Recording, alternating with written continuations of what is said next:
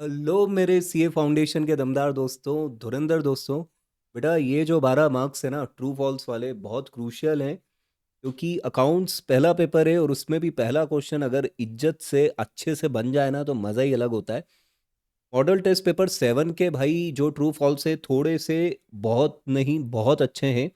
पहला क्वेश्चन है, a claim, language पे और वर्ड्स पे ध्यान देना। A claim that an enterprise is pursuing through legal process where the outcome is uncertain, outcome is uncertain is a contingent liability. बेटा पूरी लाइन सही है, बस ये गलत है।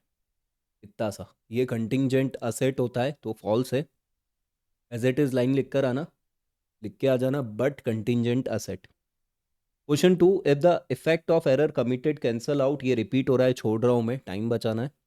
Stock at the end if appear in trial balance is taken only to the balance sheet, सही है, सही है, सही है। क्योंकि ट्रायल बैलेंस के अंदर आ गया है तो बस अब एक ही इफेक्ट जाएगा बैलेंस शीट के अंदर, ट्रू है बेटा ये क्वेश्चन बहुत काम का है। Reissue of forfeited share is allotment of share but not a sale, ये बेटा गलत है। चाहो तो री इशू का मेरा एक कॉन्सेप्ट का छोटा सा मैंने सीरीज बना रखा है, उसमें देख सकते हो।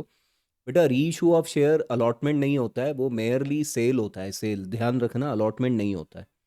Number 5, both revenue and capital nature receipts are recorded in receipt and payment account, ये भी सही है बेटा। रिसिप्ट्स एंड पेमेंट अकाउंट सिर्फ ये देखता है एक्चुअल में रिसीव हुआ हो, नेचर नहीं देखता। और पेमेंट हुआ हो, पेमेंट एक्चुअल होनी चाहिए, चाहे वो रेवेन्यू नेचर की हो या कैपिटल नेचर की हो, तो ये भी ट्रू है।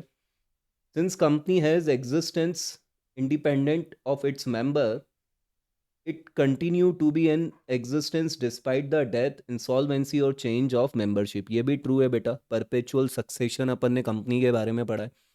कंपनी का इनकॉर्पोरेशन, कंपनी का लिक्विडेशन बेटा उसके मेंबर से नहीं है, वो लॉ की पूरी प्रोसेस है, तो ये भी ट्रू है। तो बने रहिए दोस्तों इसी तरह कुछ नए ट्रू फॉल्स के साथ।